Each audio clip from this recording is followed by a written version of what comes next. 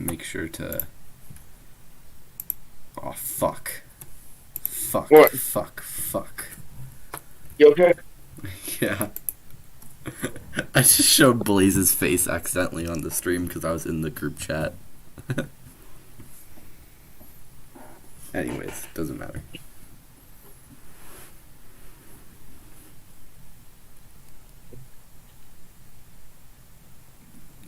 Well, hello everybody. Welcome back to the server Zealots. We're doing the mid-season power ranking for Survivor 44, and we're here joined with Bryce and Gumball. Gumball, the best YouTuber. What? Say something. Hey, I'm glad to be back. It's been a pretty interesting season so far, you know? I love it. Yeah. I keep saying this, but I feel like this is like finally a great season. This is like it's probably like this is the best season we've had in like a little bit, because I feel like we've just been in this string of mediocrity. I'm pretty hyped for the merge, so yeah. Well, Rex, what are your thoughts on the season? It's on pace definitely to be the best of the new era. I think the cast is actually pretty good, and the editing is definitely a lot better than last season. I agree. Yeah, there's... So So the way we're going to do this is that we all have our rankings, and we're all going to go placement by placement to say who we have in that spot, and then we'll compare, and then we'll see what happens. all right. Before we do placements, I say we talked about the previous booth first, though. Matthew. Yeah. 'Cause all right. I want to give my take on Matthew. I want to see him back, honestly. He seemed like a very good player. That obviously had to leave the game because of his injury. It was very unfortunate, and it's his fault. But like, sometimes you gotta take care of your body before you take care of other things. So I completely get it. And I think as a player, I keep saying, like, you guys would probably agree, Matthew. I think has a lot of potential moving forward in this game, in other seasons if we were to play. Because I feel like that, like, tribal, like, during the Maddie boot, like the way he explained afterwards what he didn't know, that, like, it seemed like he did a really great job at dealing with everything. Yeah. Yeah, Matthew. Matthew was in full control of Rat 2. It's very devastating what happened to him. He was definitely robbed. If he were to stay, he would probably be like number 2 or 3 on my power ranking at least. What do you think? Yeah, definitely.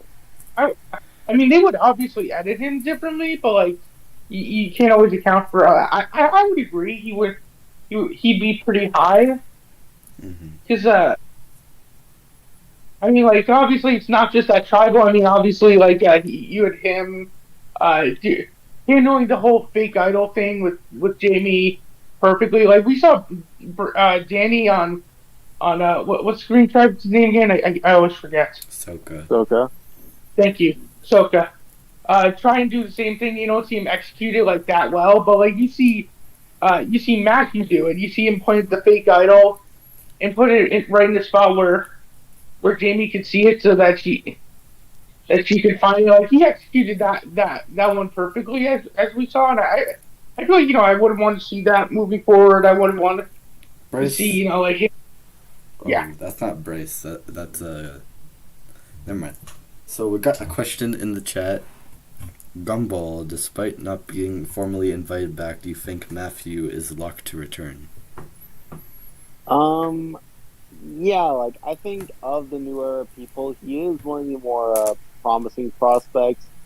And it's so funny. So, like, I don't know if you guys listen to Jeff's podcast, but he literally said in episode 1 of that podcast that he wanted Bruce back. He basically gave Bruce an open invitation to come back for 45. So if he's going to give Bruce an open invitation, I can only imagine that he would want to invite Matthew back. I mean, he obviously offered a lot on the screen, and like, yeah, like he played a pretty solid game. Like, but at the same time, it's like I read his exit interview, and like, it's so crazy, like the amount of treatment he went through, like afterwards. Like, he literally got surgery on the soldier on the shoulder back in November. So it's like it clearly was affecting him, and it's like, yeah, like at that point it made sense, but. Yeah, like I'd say of the newer people, he is like up there, especially pre-merge boots. Like if they were to bring back anyone from the pre-merge, he's probably it. Yeah.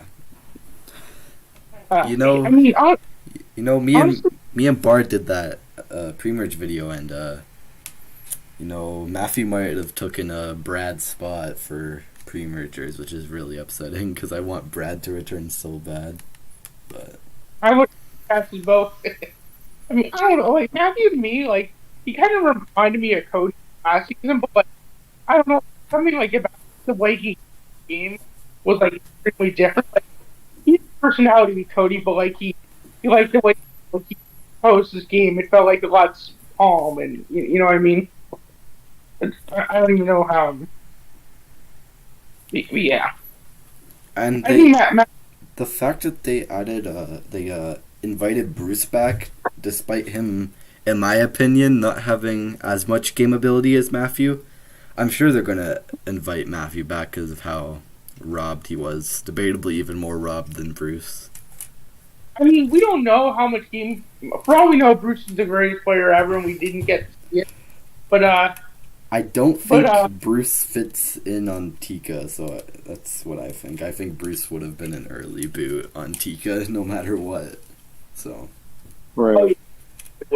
During Tika, how Tika became Messer's tribe out there. But yeah. So I think the last thing is Matthew is also. I debatably, I think Matthew is debatably one of the best pre-merge boots ever. I wouldn't put him as the ever, for obvious reasons, as like Marcus from Gabon is the best. Yeah, Clearly. it's crazy huge, but I do think he's up there. Like I see him in top 5, honestly.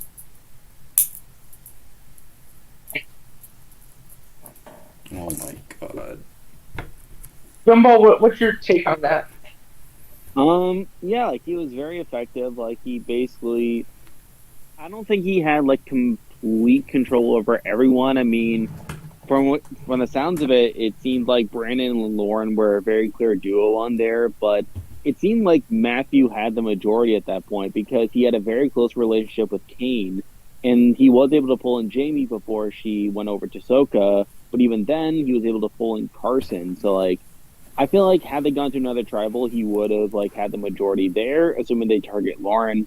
But yeah, like he was a very creative player and definitely like there for like one of the most creative players in the pre-merge and definitely one of the more effective ones in my view. So like yeah, like I definitely have in that conversation. Do we want to move on to the actual thing? Yeah. The actual ranking now. All right, who wants to go first? Wait. All right, so do we all just say who we have at number 12 at the Yeah. bottom of our... Bryce, you go first. All right, so for context for everyone in chat, all of us have different people at the bottom of our power ranking. We all have a different person at number 12, but my person at number 12 from Ratu Tribe is Lauren. And it's me. I know both of you have her pretty low as well. But, I mean, what content has she gotten? That's just kind of my take. Like, I feel like the first episode, she got a lot of content, but all of it was necessary, and it wasn't even good content to begin with. But like, I feel like she's not even on the show. That's the thing.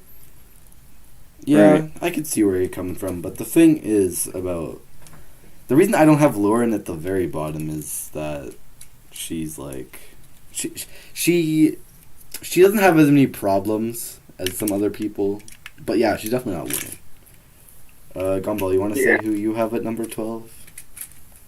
Sure. So, like, at number 12, I have Josh. And again, I think it goes back to what you were saying a moment ago. I feel like Josh has more negatives with his edit than anything else. Well, in addition to really having nothing going for him, I mean, this past episode was a very interesting display here where he had his whole thing with this fake idol, and then like we literally see Jam Jam and Carolyn recognize that it's fake when he shows it to them, like pretty bad there. Even beyond that, like the whole talk of like this bros alliance with Danny and Brandon, it seems pretty clear that from Carolyn's perspective, Josh would be included in on that. And in general, like even with like him getting like his personal content this episode, I feel like this could very well be setting him up for like an early merge boot, where again I feel like Josh doesn't really have anything going for him. He doesn't seem to have many relationships, or at least any long term relationships. And like I feel like the content we have gotten from him has been very mixed.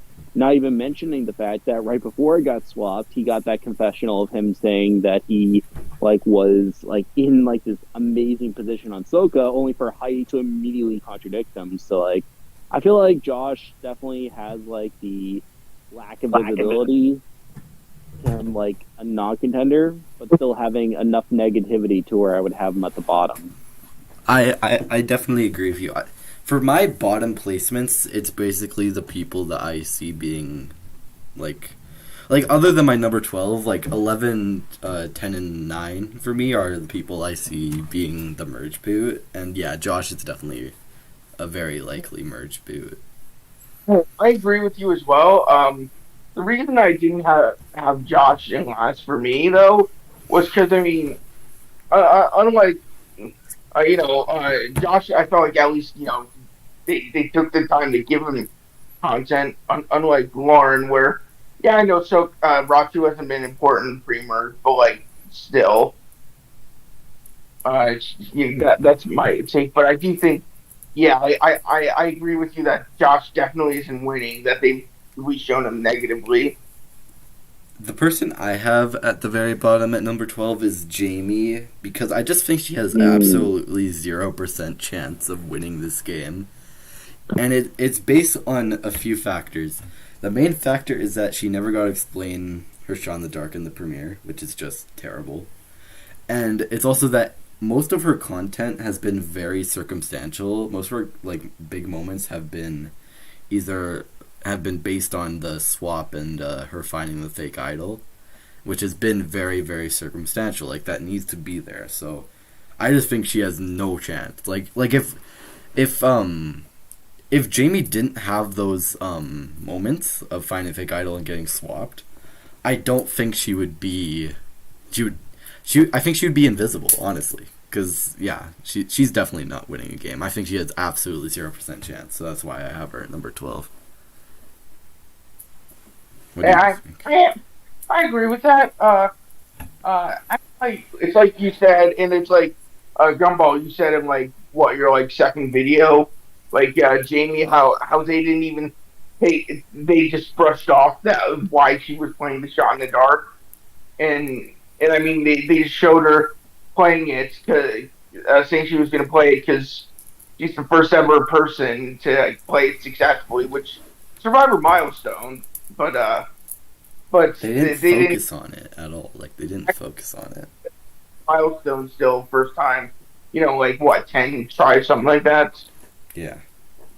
Right. But even though it didn't gain any votes either, but yeah, the fact that they didn't focus on it and that yeah everything's circumstantial and that she's gotten shown kind of like not a great player.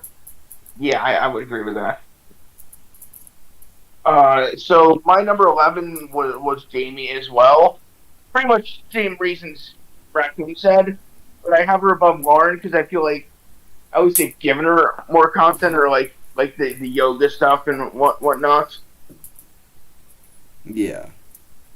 At least at least that shows her making connections. But like, yeah, she has nothing going for her, I think. What about you two? Who's your number 11? Yeah, let's go for our number 11. Oh yeah. So I guess I can go because I actually have Jamie at number 11 myself.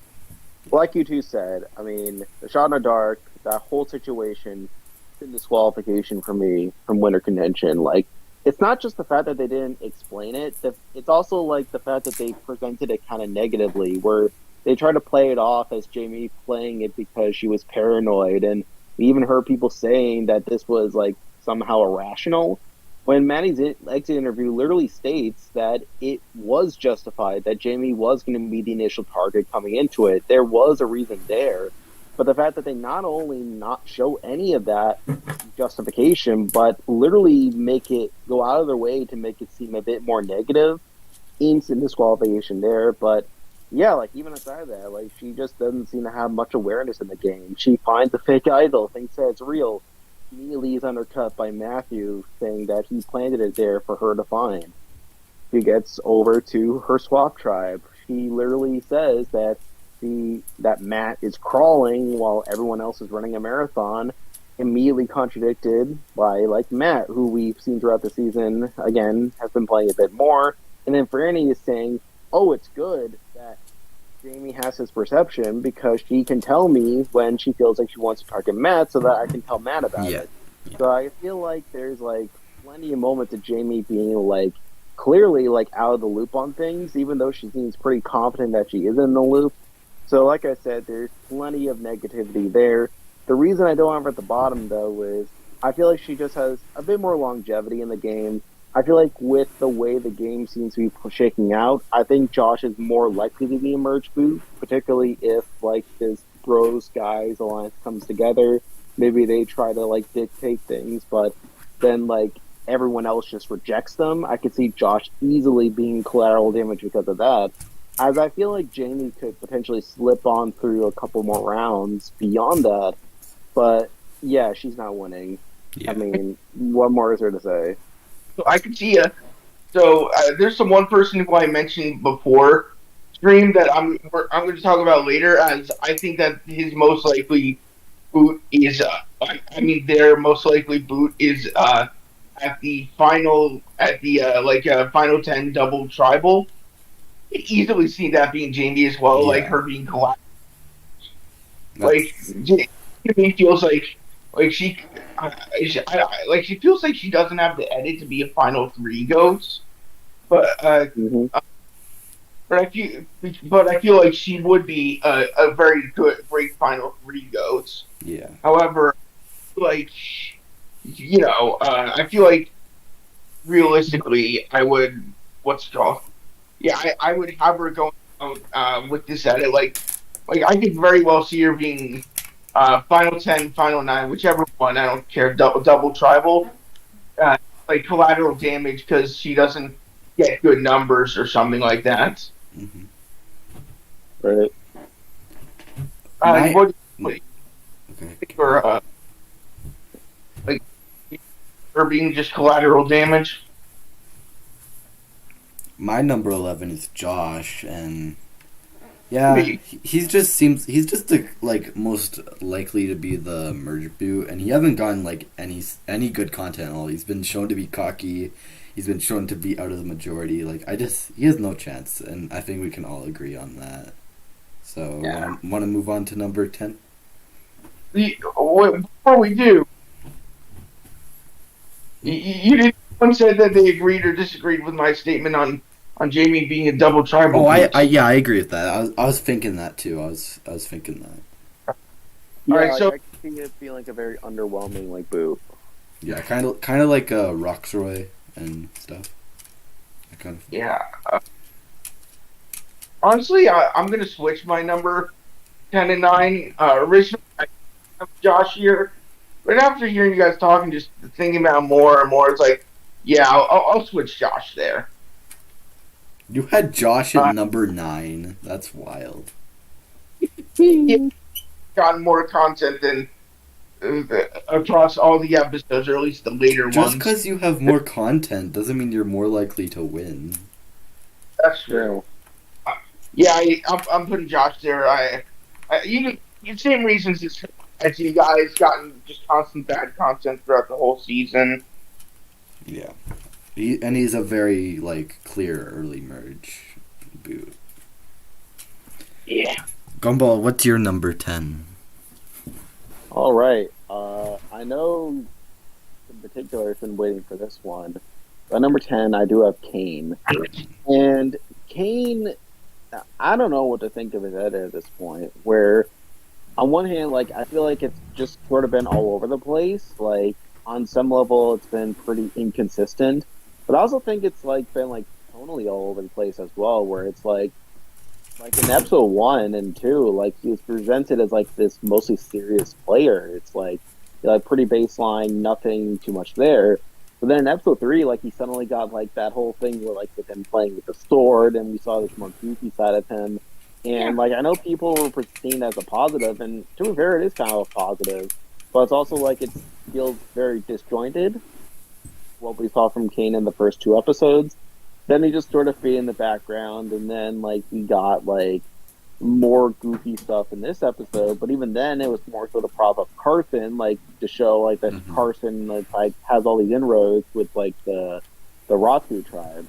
But, I feel like Kane is someone who gets content, but it's nothing that has much depth to it.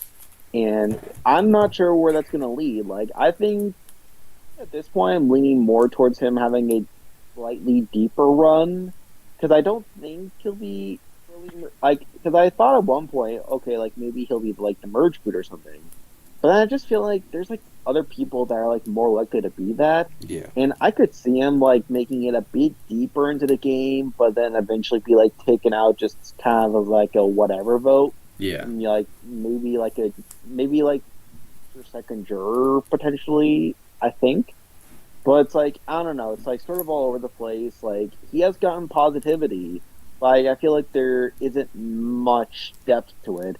Now, I will say the one positive to Kane is you could argue there's a storyline with him saying he wants to be a hero, but we've gotten zero follow-up on that whatsoever. It's I just don't think it's going to lead anywhere, which is where I think Kane's game is going.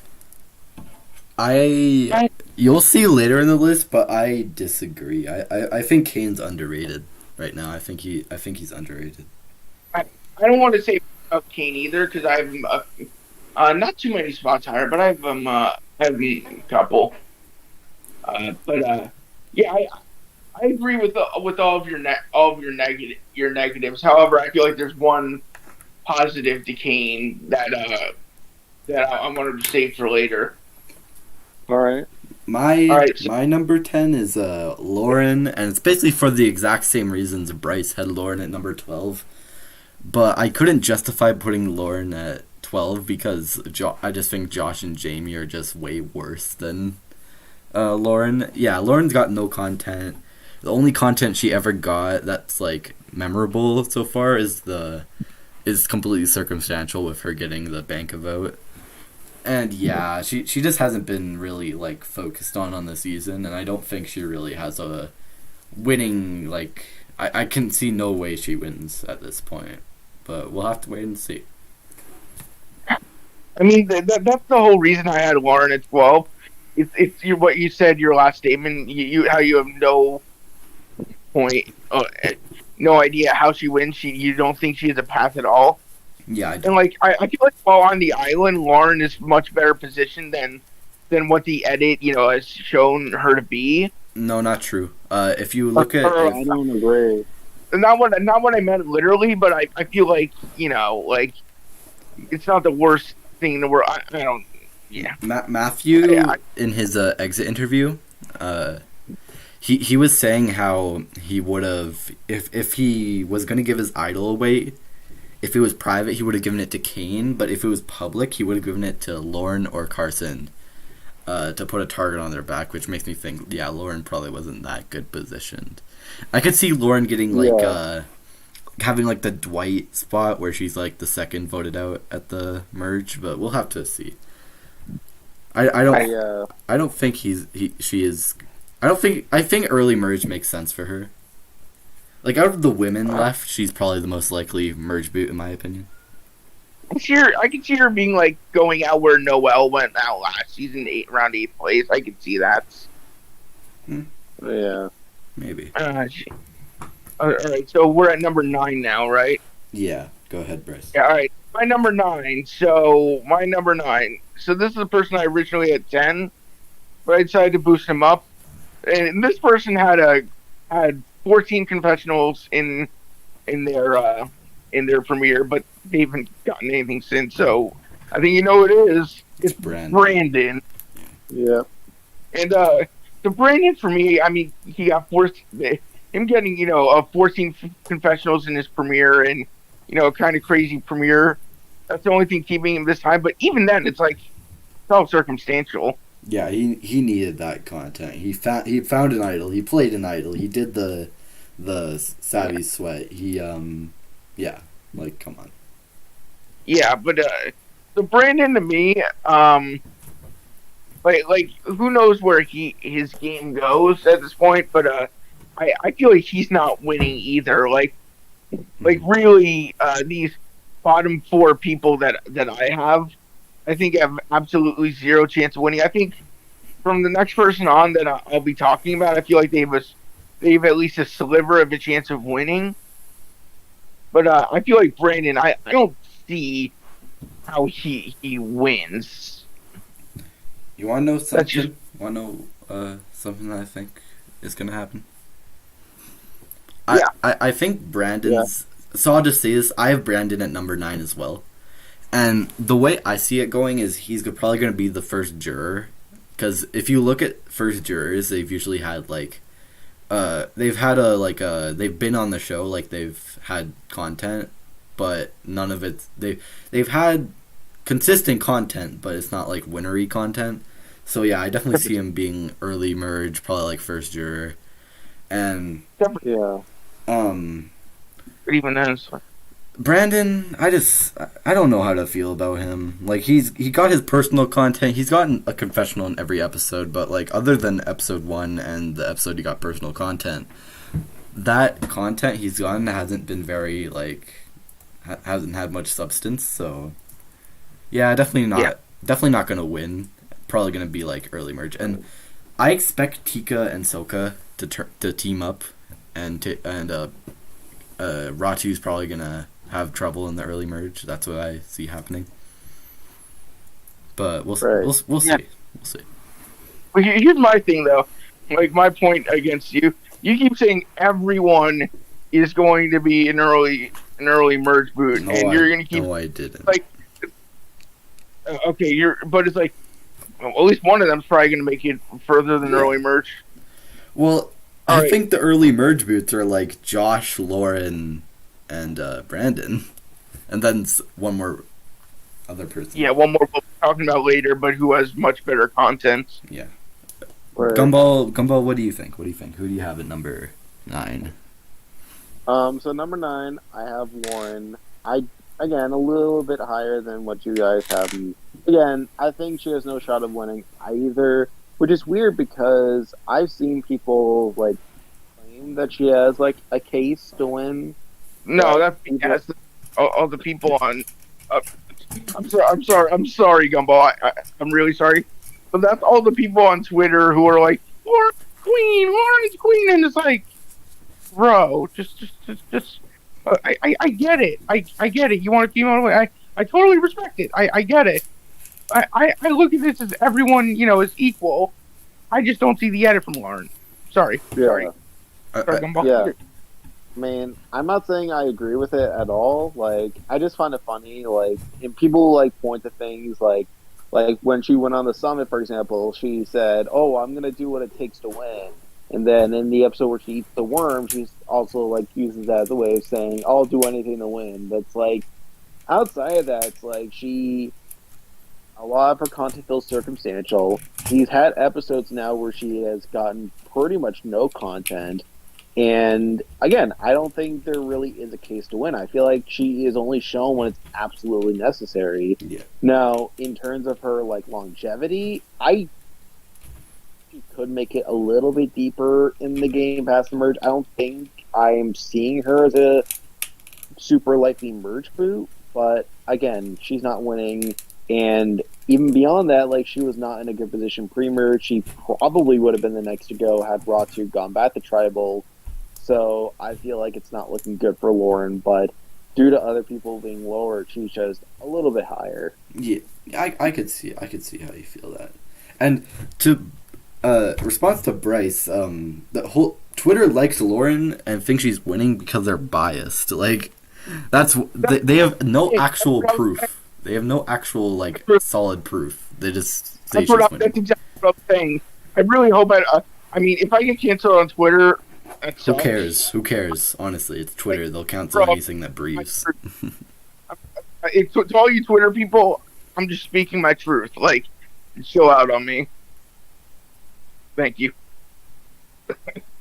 All right, back to the stream. So, what's next? All right, number 8. Number 8. All right.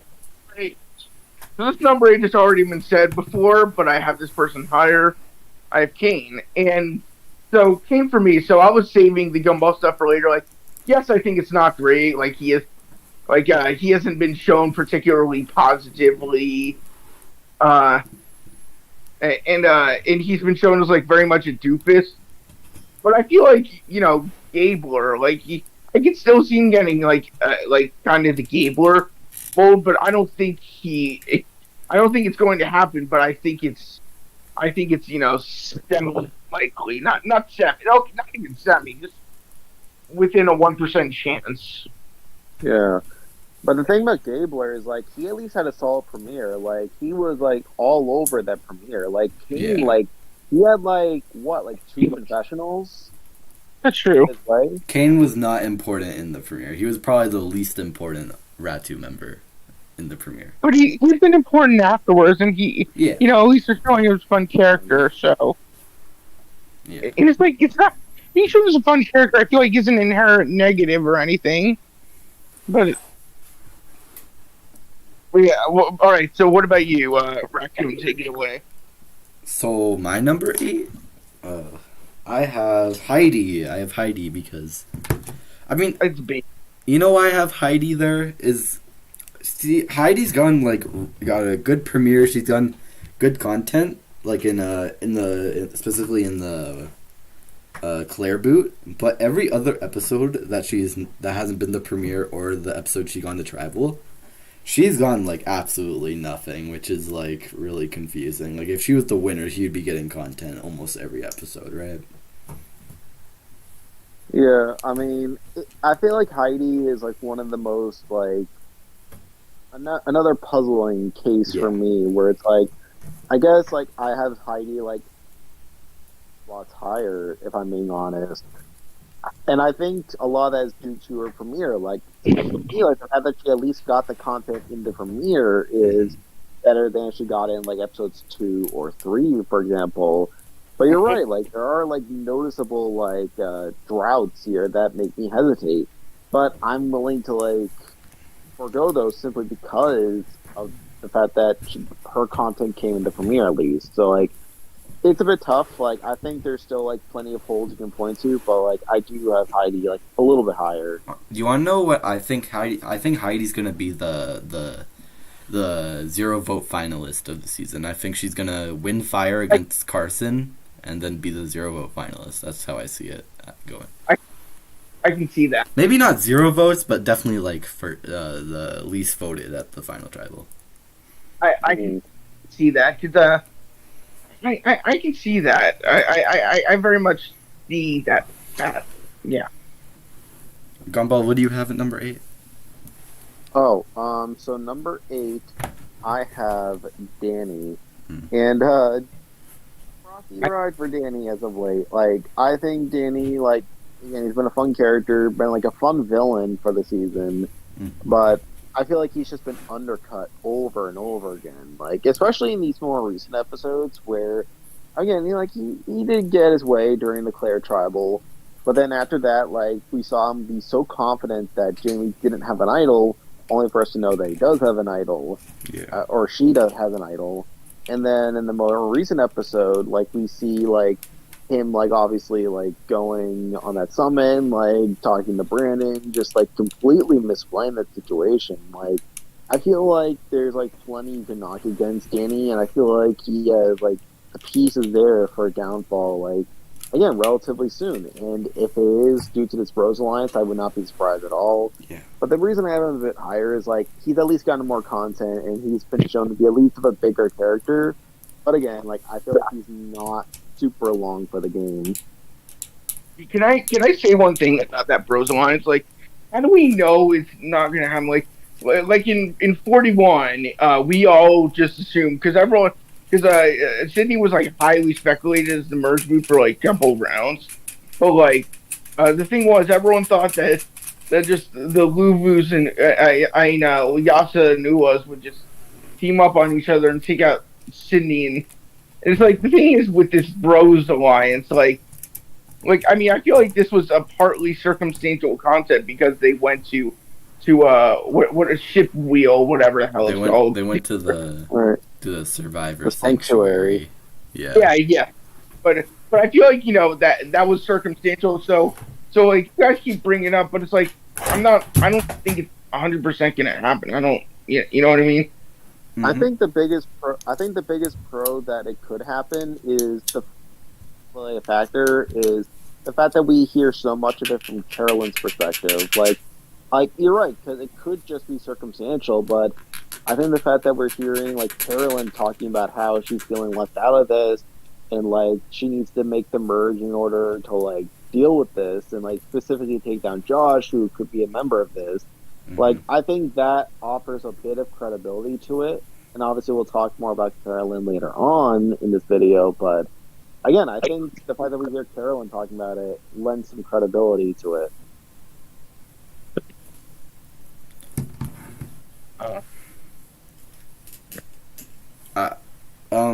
Yeah, Danny, very, very undercut in a lot of different episodes. Definitely not a very high chance of winning, but he's definitely good TV. I could see him being, again, like the first juror or like something like that. I think that would make sense. And he just gets caught and like all the like women and a few others join, and like I could see like all the women and like Matt and Yam Yam and Carson just getting up and voting out Danny. Or they could I could see like one of the first few tribals at the merge, they split on Danny and what's his face, Brandon, and then Danny plays his idol and Brandon goes home. I could see that happening. Yeah. Do we want to move on to number 7? Before we move on, I want to shout out Bing Bong. He's our number one super fan tonight. Just so you know, Bing Bong is Bard. Just so you know, that's Bard. You're your Bard. Let's see. All right, so wait, we're at number 7 now, right? Yeah. Yeah. So number 7, I am hiding for pretty much all the same reasons Raccoon said. It really, Kane, Heidi, and the next person I'm going to be talking about. I could have put them in any order, honestly, because I feel like they all have some pros and some cons. Right? I feel like again, like I can definitely see, Heidi. I can see Heidi being a 0 vote finalist. I mean, obviously the pros are, she's gotten content in every episode, but again, it's like you said, about like or Brandon or Lauren. But I feel like there's more substance, but still not that much for her. So like, yeah. I mean, I feel like for Heidi, I feel like for her at least, like of all these people we've talked about so far, she's much better positioned in the game, considering like she seemed like she was well positioned on Soka, and I feel like people are gonna bond with her at the merge. So yeah, I've Heidi at 7. Yeah, I 7 makes sense for her. What do you think, Gumball? Oh, for number 7? Yeah. So at number 7, I have Brandon. I share a lot of the concerns about him being like an early merge boot. Like, I think he is in that conversation for most likely merge boot. However, I also think there is a slight chance he can make it further into the game. Like, I could see him like following a similar trajectory to like Danny from 41. where like he gets all the way to the final six, like he's able to skate on by, but is eventually taken up due to him being like a big threat in the end game. So I don't think it's a guarantee he's like a merge group, but like that likelihood is there. And the reason I have him above Danny is I feel like he's been less undercut than Danny. Where I feel like Danny is like, I feel like the show's going more out of its way to like dunk on him. Whereas I feel like Brandon, like they're more so just like only giving content when it's absolutely necessary, or just obviously in episode 3 where he got his intro package, just sprinkling it in out of nowhere. So again, I don't think Brandon's winning either, but yeah, I feel like there's less negatives I can say and a bit more positives, but again, I feel like it's just a matter of like ordering these people. Mm-hmm. Yeah. Brandon, I'd agree. But the thing about him is I don't think he's gonna be like Danny at all, because I don't think he has the social game. I don't think he's good at the game as Danny. I don't think he can get the final six without getting voted out. I don't think he has any chance of making it past like the final 9, 10. Yeah, I agree. I don't know. I don't see him getting much further than that. He feels like more of a Ryan from last season now. No, not even Ryan. But better. Not even Let's Ryan. like Ryan's worse. Less doofusy though than Ryan, because Ryan was just a doofus. Yeah. Yeah. No, Brandon's definitely. I don't think he's making it far at all, and he just doesn't have like who has he been shown bonding with other than Danny? I mean, obviously it's been told off screen that him and Lauren are apparently really close, but that's not been shown on screen at all. It's not on the show, Yeah. so it doesn't. Which honestly, that is a major red flag, because obviously, if Brendan or Lauren were winning, then I feel like that would have been shown like already within episode 1, episode 2, them bonding. Did I already reveal my number 7? Wait, who's your? You I don't said think so. Brendan, right? Okay. Wait, My number 7 is Kane. Yeah, wait, Gumball, who's your 7? Brandon. Oh, it was Brandon. Oh yeah, so your number 7's Kane. I have Kane at number 7. I have him a lot higher than most people. Hey. Here's why. I think Kane actually has a lot of longevity, and I don't think he's getting voted out anytime soon. Like, double tribal, I think, is his biggest danger spot. But like the thing about Kane is that I don't know what's going to happen to him. That's why he's kind of in the middle. Like I honestly could see a world where he wins and he just has a very abnormal edit. But one of the thing that, because originally I actually had him at number 6, which is like mind blowing, I know, but I moved him down because I remembered I listened to Matthew's exit interview, and he mentioned how him and Kane had a really good relationship.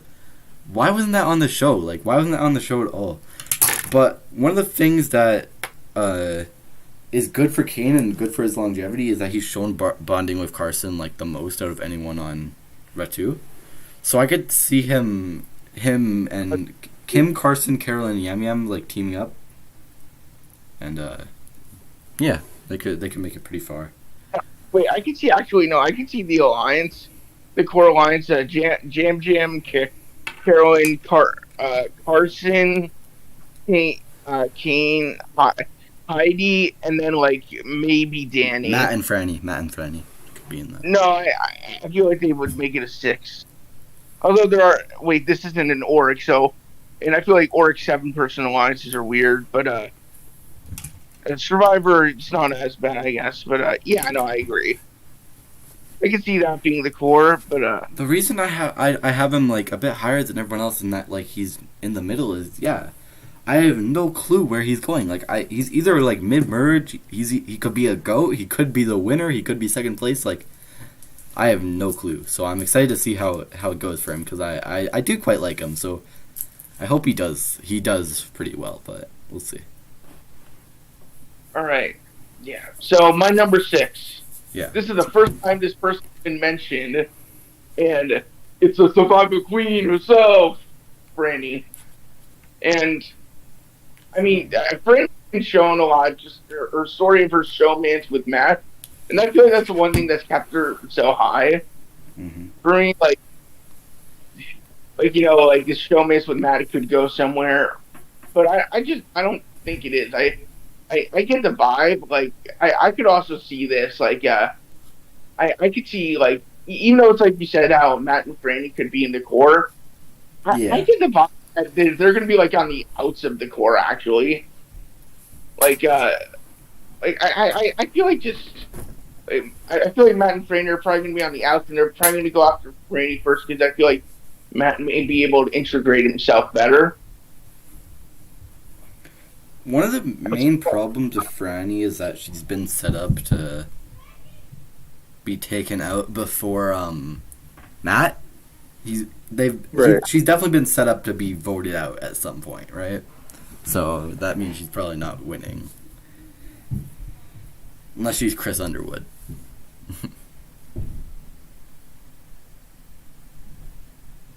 Hello. Yeah. So yeah, that's kind of just my thing with Franny. It's just like, and I mean, I feel like also, so there's the most recent deleted scene. I don't know if you guys saw that. It was like Franny going fishing or whatever. Mm-hmm. If she was winning, they would have shown it. Maybe not though. It didn't seem like that. Very. Most hunting scenes are like they don't matter, you know. Yeah, but I feel good for a story if she was winning though. But I mean, it doesn't matter that much. So yeah, what's your number 6? Me? Imagine if we all. Imagine if we all Franny at number 6. We don't we? Spoiler: I did not. Oh man! All right, so who's Gumball? What about you? Who's your number 6? I do have Franny at number 6. Oh, I ruined it. Ooh, you suck. Oh, whatever. All right, so what's your reason? Yeah, so 100% agree. Like, I think if I had to bet money, I would say Franny is going to be voted out before Matt. As again, we'll talk more about Matt later, but I think Franny is being set up to be a part of Matt's story for down the road. Yeah. Now, I will give Franny a bit more credit where she does show a decent amount of awareness at points, like where she does talk about like her aware that this could all be good for her game. But again, I feel like so much of her content is centered around Matt, and like when she's talking about like game ramifications, like when like Matt finds an idol or what they think is an idol, she's talking about how Matt's decision will affect their game. When Jamie is talking to her about like her underestimating Matt, she's talking about it in the context of being able to tell Matt if like he's in trouble for example. I think so much of Franny's content is centered around Matt, to where I feel like Matt is ultimately going to be the more significant factor at the end of the day. And plus, like, I know it's the whole thing about, like, oh, everyone here sounds like an early merge boot, but I think if we are talking about potential merge boots, I think Franny could also be in that conversation.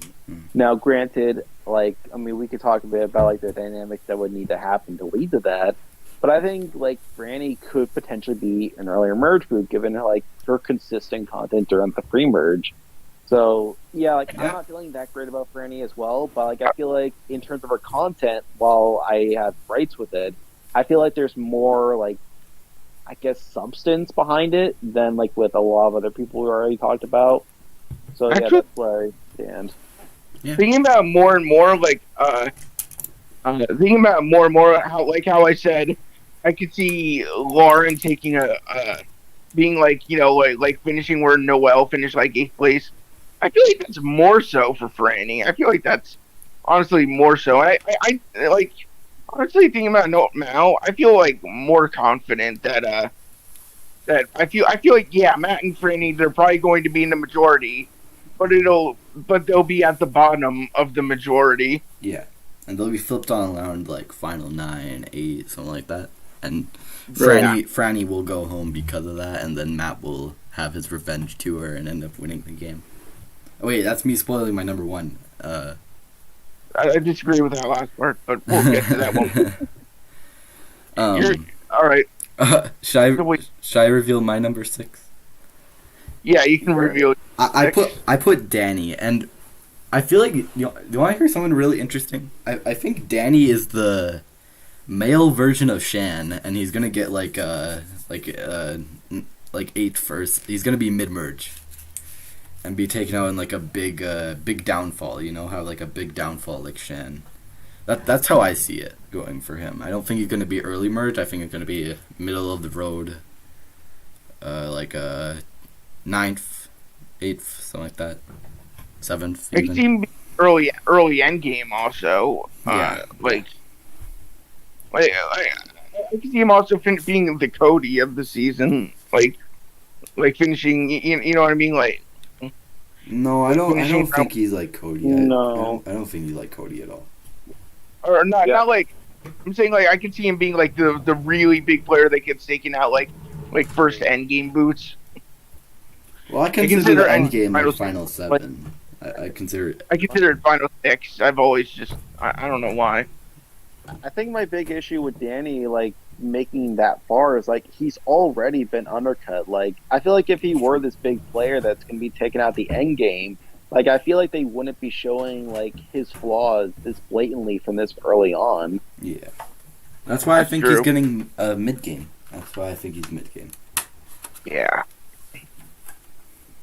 Okay, so I guess we could continue talking about Danny, considering I think you guys want to just finish the sentence. Who I have number 5? Danny. And I have Danny at number 5 because I feel like final 5, like these top 5, I feel like all have the best chance at winning. Like these final 5, I think they all have clearly the best chance. I don't have any, But I have. I don't have any What? confidence in anyone except for my top 3 winning. I feel like Danny's the least of that though, because it's like I really like Danny on the show. He seems like he's a really fun personality. Like the energy he brings to the show and all that. It's great. But I don't. I mean, it's like you said. I'd probably say mid merge. Like the big. I see him as the big player that gets taken out. I see that as Because, Carson, but anyways.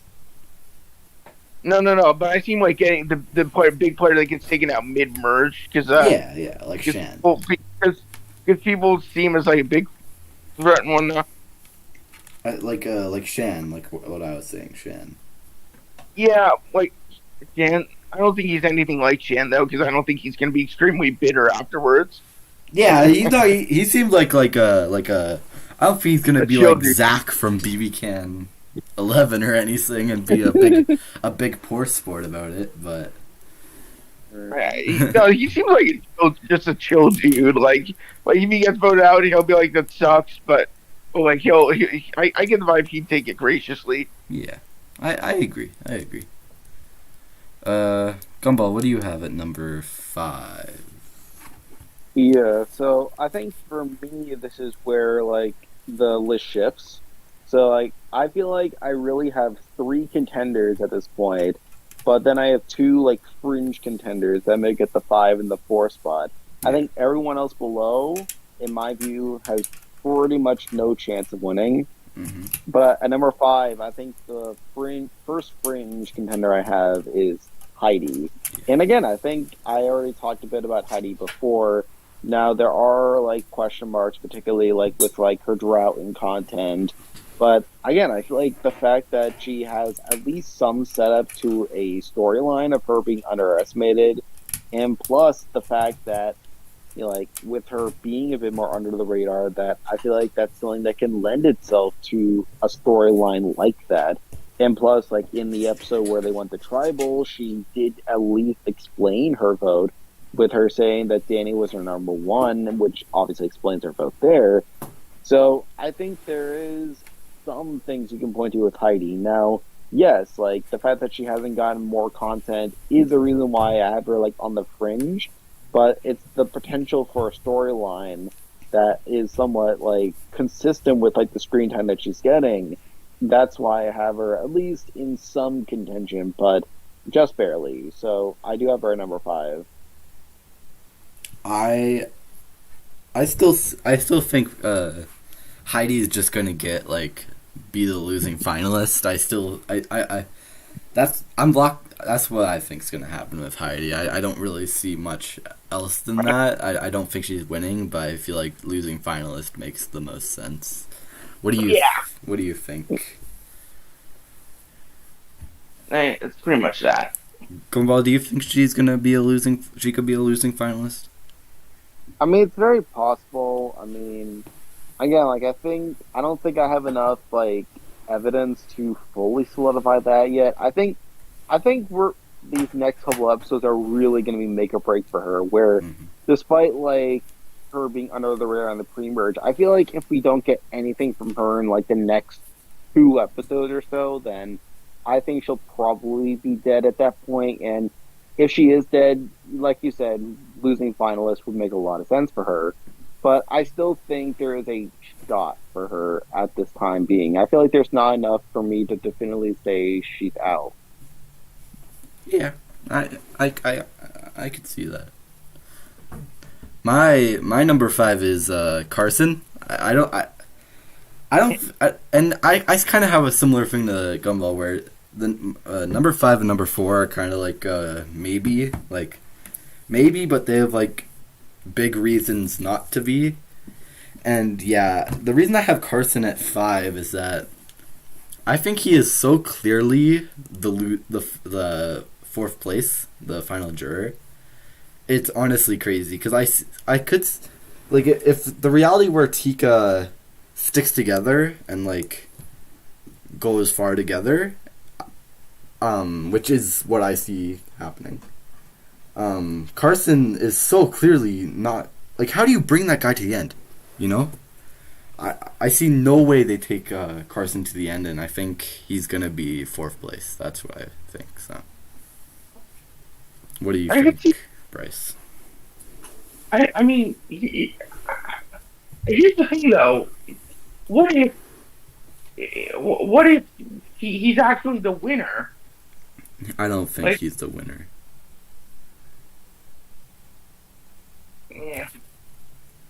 But I mean, I think that Carson's got a lot of positive content, and that's the thing. Like that. But I feel like his content is too good to be true. You know how people say that. Like, what if he gets like a cooldown next couple episodes, and then he comes back up in the end game? Then I feel like at that point, then that would be good. That would raise my opinion on him. But right now, I'm pretty confident on him getting fourth right now. Yeah, I think the Jesse also like in a way like I feel like you see him a lot as like a Jesse. Yeah, because like all of his content has been strategic. Like he's been so propped up as being strategic. Yeah. Yeah. I was ready to say we have the same top 4, but no, we don't all have the same top 4. We have the same 3 out of 4, though. Yeah. All right. Yeah. So, my number 4, are you ready to hear it? Yeah. At number 4, Raccoon, you're going to hate me for saying this. I don't care. You probably know who it is now. It's Matt. So wrong. It's not even funny. Shut up. I'm sorry. That was rude. It's fine. So, it's fine. Don't worry about it. I just don't see it. Like, I feel like I just don't see Matt winning. Like I feel like there's been just a lot of negativity talk shown to him, and obviously it's like they could be counteracted. You could obviously say this and that, but like I don't get the vibe he's winning. I don't. I see him as like a much better high placement, or like I keep seeing high in him, but like a better version. How do you see high? How do you see Because high? they look alike. Oh my fucking god! Yeah, I know. Yeah, I don't see high in him. I'm saying he doesn't have the cockiness that Ray does, though. That's the thing. High is maybe it's just the way how they kind of look similar. But they are not even He doesn't. How does he? He doesn't even look like High. He looks more like Yule with an afro. Like I don't even know. Bryce, you're so wrong. You're so wrong. I'm sorry. You're so I- wrong. I don't know. It's just I don't know why I keep getting that picture though, like in my head. It's weird. That's my point. I'm not saying anything need bad. to. You need to meet more Asian people. I think. I wasn't trying to say anything bad here. I mean, like, I know. obviously, I'm just you're a saying. really- You need he's to a meet really more nice Asians. guy and all that. And but yeah, I think he's a pretty good player. Like, obviously, I think he's gotten obviously between him and Franny, he's gotten a lot better content. And Where do you think he's gonna place if he's not the winner? Second place? After Franny goes, no, I don't think he's the runner up. I think he's about he's early endgame, right before endgame. I feel like he goes like kind of right after Franny. I think there's a good chance they go out back to back. I don't agree with that. I couldn't disagree more. I think Matt is either second place or the winner, and I see no other way than that. I don't know why. I just don't see him win. I just don't see him winning. I just don't. Okay, that's fine. Okay, Gumball. Like, that's he seems like a very nice guy though. Like, yeah. He seemed like, yeah, I'd be friends with him. He's cool. He's a cool dude. yeah, me too. Yeah. Okay, Gumball. What do you think? All right. So at number 4, I guess my other fringe contender is Carson. And again, I feel like this one's mostly out of necessity.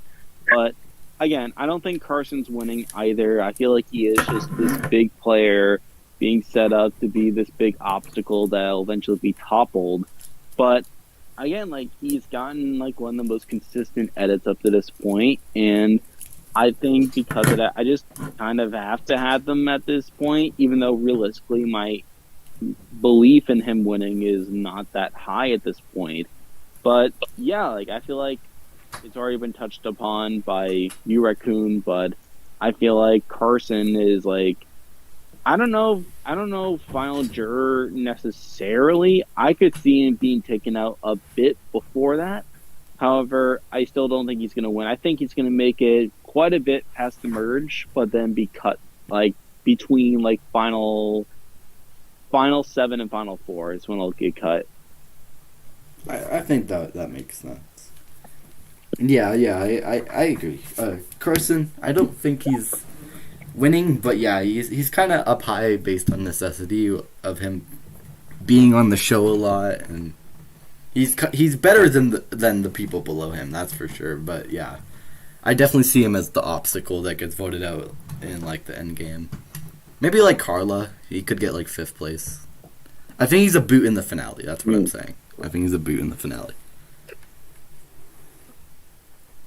My number 5. I have. Oh wait, number 4. Number 4. I have Franny, and yeah, Franny's not winning. I don't see anyone except for my top 3 winning this game. But the thing is, if Franny, well, maybe I do have Franny too high, but the thing about Franny is that if she can, like, imagine this: Matt doesn't fail and Franny stays, which is very unlikely. I think Franny has a shot. And what if Matt's failing is him getting voted out, and then we all think Matt is going to have the redemption arc, but it's actually Franny? Like, it's very unlikely, but I kind of just have her higher because I think Matt's going to win. But yeah, I agree. Like, my number 4, number 5 are like people that I don't think are going to win, but like maybe. And I kind of have them there because they're very consistent. Carson and Franny are both very consistent. What do you guys think? I mean, I have ranking lower, obviously, but I agree with a lot of your points. I agree with a lot of your points. Like, if Matt is actually or like if like Franny is the winner, then and yeah, I agree with that. It's just I don't think it's gonna happen. Yeah, I also don't think it's gonna happen. I mean, but to Franny's credit, I mean, I think she is, for one, like, not purely a prop piece for Matt's story. I think she does still have some input on her own. Yeah. And also, I think another important thing to bring up with Franny is the fact that she got a Matt chat in the premiere. Like, and this has been the subject of a lot of discussion on, like, Reddit and stuff, where, like obviously in recent seasons, like, winners have more often than not, like, gotten Matt chats in the premiere, and, like, so obviously people are turning to, like, Matthew, who's out of the game now. They're turning to Franny and they're turning to Jam Jam because they got the Matt chats. And I even saw, like, Once Upon an Island's podcast, like, not too long ago. He literally had, like, Franny, Matthew, Jam Jam, like, 1, 2, 3, just because they got the Matt chat. And obviously I'm not going to approach. I'm sure. I mean, it is at least a merit to Franny's edit that could, like, mean something, but I just don't think Franny's going to be the one to benefit in the end. Yeah, that makes sense. I agree. All right. Yeah. Number 3. I think we all have the same number 3, don't we? I have Carson at number 3. Oh, never mind. Carson, I think it's a similar thing to what's he called? Why is Carson so high? Can you explain that? Like, if Carson gets a cooldown and then comes back up, it's like, yeah. I think the ship has sailed for a cooldown. Like, you usually want to cool down the pre-merge, but it's like it doesn't make as much sense to, like, get, like, a really top. It could be cool inverse edit trick that Survivor does.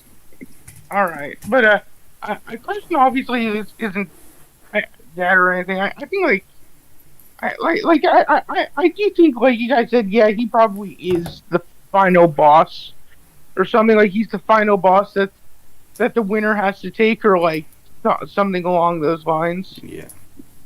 But yeah. So I don't see how you have him so high. Like, I see the top 3 as, like, people that you actually think are gonna win. Like, Bryce, give me one way Carson wins this game. He wins final immunity. He plays very well. He's not physical enough. I'm just being honest. He's not very physical. He gained 30 pounds of muscle before the season. Who cares? He's. Oh my. Yeah, I know. He's still. Hey, where's that muscle going to be on day 25? Yeah, like he's gonna lose he'll it have all. like a pound. He'll be like a pound or 2 left. All right. Yeah, but I don't know. There's something about me that's just so he'd be Carson just a little bit higher, just because I don't know. I mean, you know.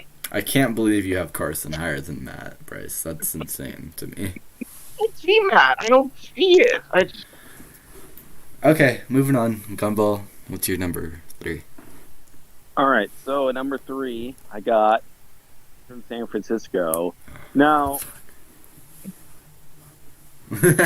pro to Matt, he probably has, like, the entire cast, like, 2 people with the most consistent storyline across the season, where it's like this whole thing about, like, failure and wanting to come out here to, like, overcome, like, this adversity is a very clear storyline. It's very clear that we are supposed to be seeing this all in a positive light.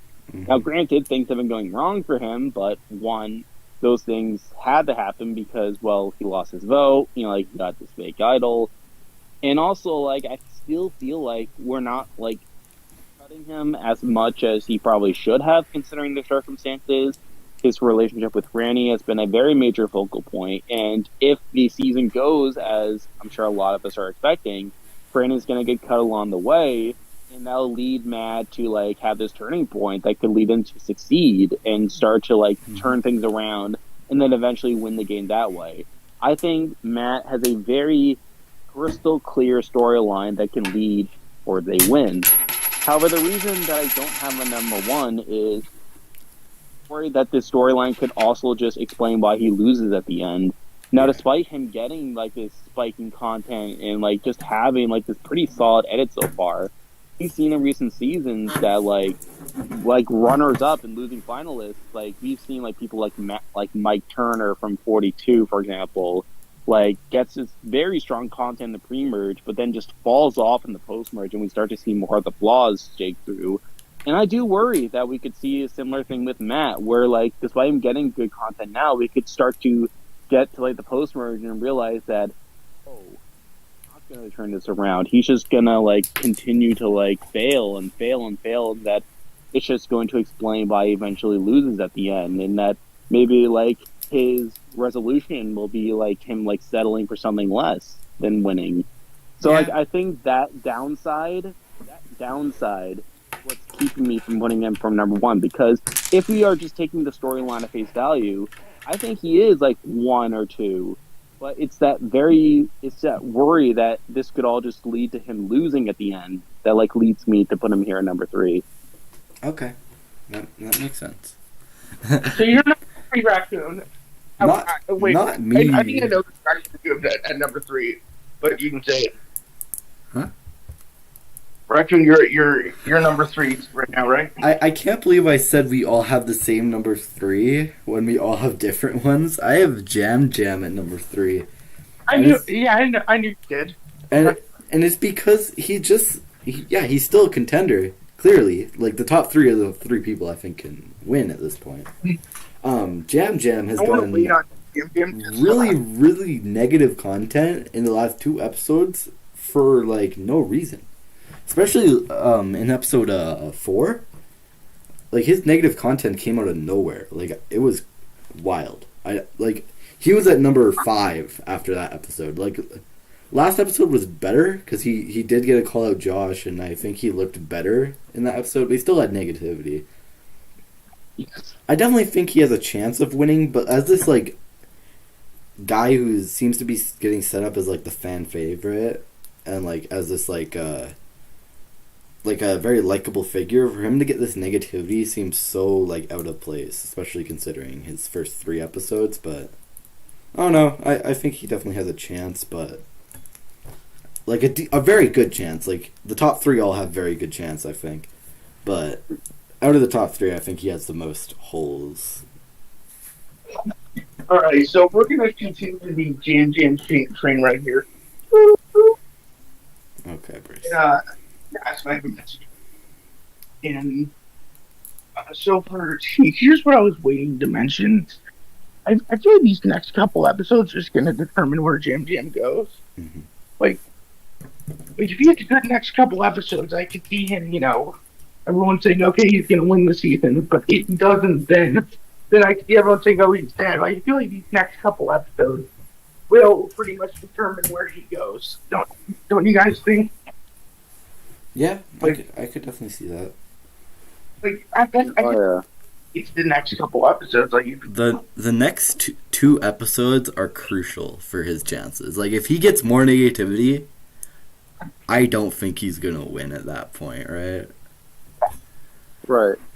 Yeah, but I do think this is where he can bounce back from this. But if he gets like sassy content like he did in the last episode, not so bad. But if he gets like a similar thing to episode 4, I think he's done at that point.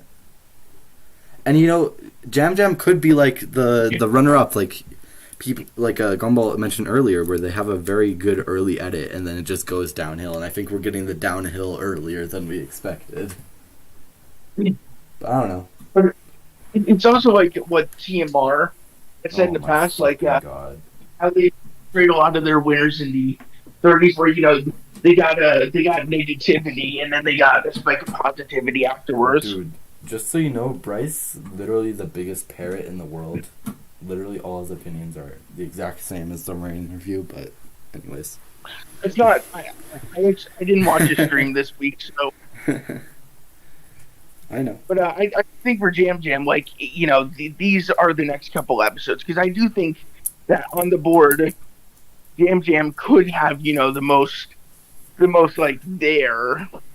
Yeah. It could be there the most for him for his story, but I do think that if like, ooh, that wasn't very good, or ooh, that wasn't very good, then he's probably going to end up being a mid-merge boost. Yeah. I don't think he's going. I think he could be like the Or runner-up. Omer. He could be like Omer, 6th place, or runner up. I don't think he's a big player like that. I feel No, like, he's totally a big player. He's a big personality. He's a big I personality. can also see him being the runner-up. I could see that a world of And maybe of he that as get well. a thing is that he could getting like the Elaine edit. And he gets voted on the end game for being too likable, and he's like a jury threat, you know. Yeah, I mean, it's like I keep saying though. I mean, I could see that runner-up as well because like, I feel like he could fit that mold. Okay. Yeah, so I gumball. I'm going to guess you have Jam Jam at number 2 as well. So now it's your turn, Ed. Yeah, so I do have Jam Jam at number 2. Again, like, episode 4 was pretty bad for him. I do think this was a better episode for him.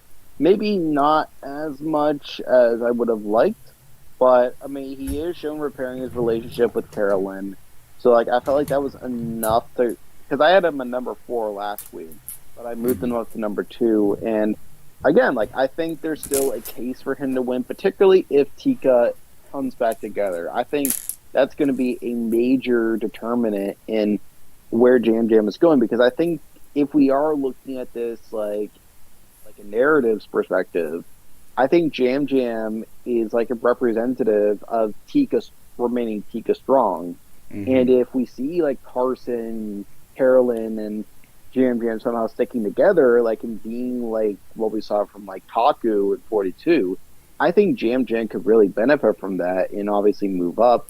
And again, aside from that, it's gotten plenty of good content. Obviously, there's some negativity there. Also, again, as I mentioned with Granny, he did get a match at. I think that's at least worth noting. Mm-hmm. And in general, I feel like there's less downside to him potentially being a losing finalist. Again, I feel like if he is going to lose this game, he is going to be taken out as like a big like figure on the island. I feel like Matt has more of a case to being a losing finalist, whereas I feel like Jam Jam is someone who I would think is less likely to lose a jury vote if he were to get to the end. So, like, I think those are all things that maybe put Jam Jam above Matt. But again, it's those negativity and the potential downside that leads him at number 2.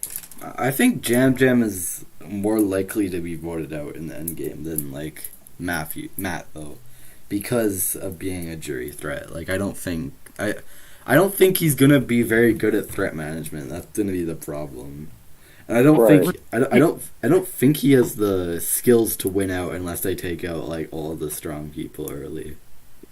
He doesn't need to necessarily win out though. Like I mean, as we saw with Gabler last season, and we saw with Marianne, not as much, not really that much with Erica, but more so Marianne and Gabler. Like they kind of just, especially with Marianne, she kind of like slipped by for a little bit. The thing is, those are all under the radar players. Jam Jam has had the least under the radar edit out of anyone left in the game, other than like Danny. He has literally the most confessionals. Right. He is not under the radar at all. So yeah, and does he have the most confessionals? I feel like Carolyn has the most confessionals. Jam Jam has the most by 1. So really, yeah. Wow. And I think the other thing about Marianne is like, yes, she was like a loud personality, and yes, she kind of she is seen as the one that takes credit for the Omer move. But there were still other big threats in that end game. Like she was not like seen as the biggest threat even after that. When I called Marianne under the radar, I didn't mean. I know, sure, her personality's not under the radar. She's extremely over the top. But I feel like Jam Jam, like I could see him like putting shields around himself. Well, yeah, I think Carson could be an interesting shield. Yeah, for sure. Okay. And he did get the content in the premiere of him being good at fire, so he could be the fire making winner. And Really, all he needs is to get to 4, and I've complete confidence that he would win a fire making challenge against pretty much anybody.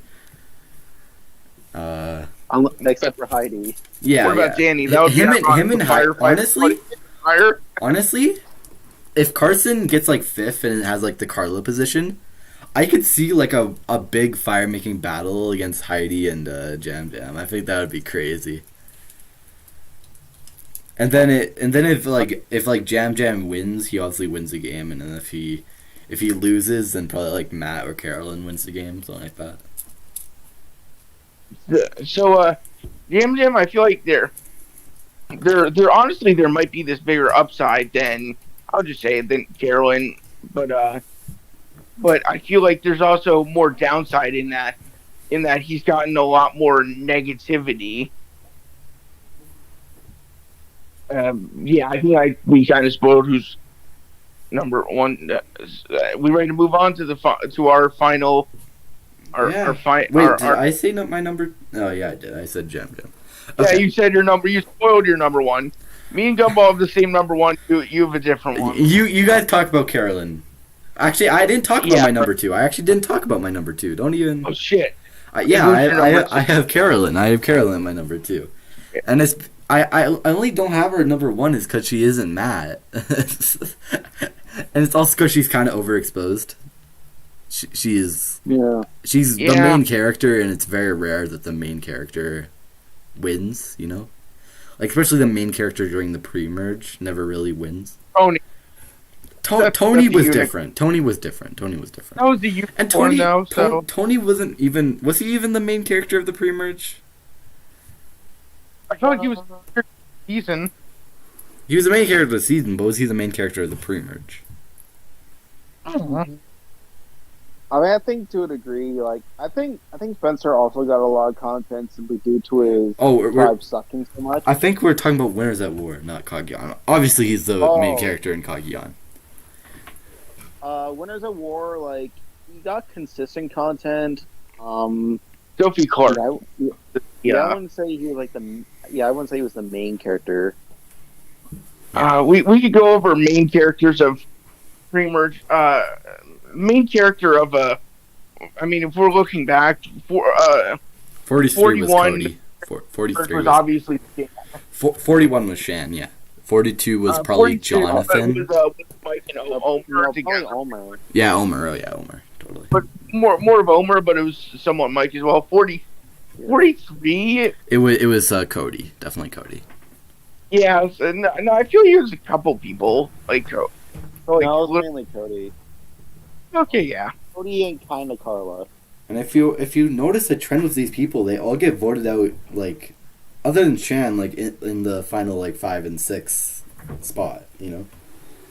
Yeah, but I feel like, this is my objective, it's different with Carolyn, because, like, I feel like Carolyn's just a naturally big character, and, like, you can't, it's like what TMR said with oh my fucking God. What's it called with like Marianne's Winners at back way back when he was like you just can't kind of hide that she is a big personality. It's just the same thing with Carolyn here. Yeah. So I think another Marianne didn't get the Marianne was not like the top of the top coming into the merge. But also Marianne didn't go to like almost every tribal council in the pre-merge. She only went to 1. So yeah, that's true. So I think sort of going off what Bryce said, I think the thing about Carolyn is like her content has been a bit more necessary. Like it's not obviously the tribals are a thing. She also went on a journey. She also she went on a journey. She got an idol. Like she got all this stuff that just had to be shown regardless. But the other thing is, like, she has, like, a storyline. Like, again, she's the other person I mentioned that's having a consistent storyline where we are seeing people underestimating her over and over again. And we see her, like, this isn't a journey yet, where it's, like, she's, like, actually, like, bad early on. Like, she knows who she is coming in. And all of her storyline has been about her, like, self and her, like, playing the game, like, only for her to, like, try to like make her mark because she knows who she is. She knows that she's this great player, but other people are naturally underestimating her, and like she has shown a ton of self-awareness over the course of the season. So I think those are all pretty like big pros that kind of counteract like that naturally big screen time. And I'll also admit, like, some of it is, like, sort of like with Carson out of necessity, because realistically, like, outside of Matt, like, I don't think anyone else I would feel that comfortable putting at number one at this point. Yeah. But I think when you look at Carolyn, there are just a ton of pros. Yeah. I guess with that, we should probably move on to our number one. So Wait, honestly, wait. I didn't get my take on why Carolyn's my number one. Yeah, Mostly went Go. your segment. Go for it. But Bryce, go for it. yeah, pretty much what Gumball said. But yeah, it is all like she's gotten a lot more necessity. And obviously it's like it pretty much goes for the same thing I said with Jam Jam. Like I feel like between those two, like more than I get the vibe one of those two are winning, and that's why I have them. I wanted to, but like I feel like especially more so for like for Carolyn, it's gonna be these next couple episodes that kind of determine where her game goes.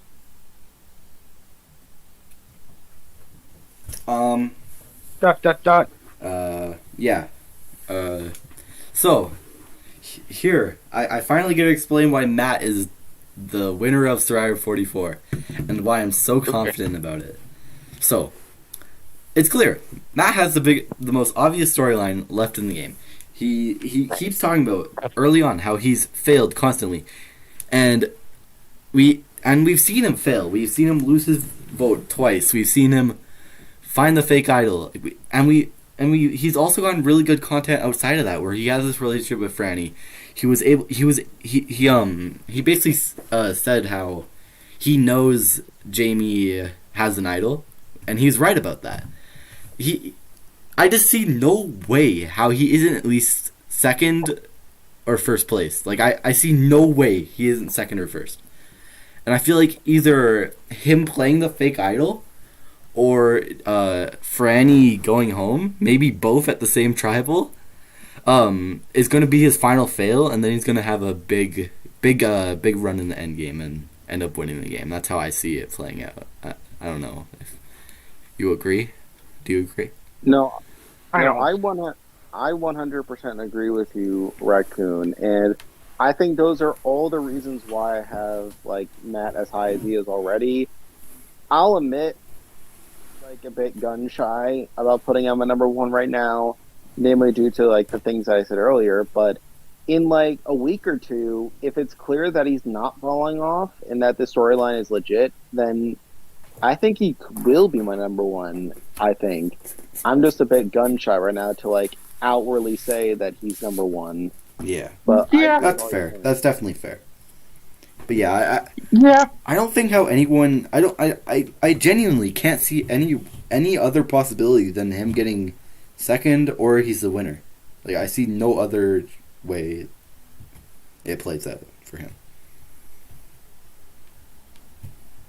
And I think that pretty much. What do you guys think? I think that kind of wraps it up.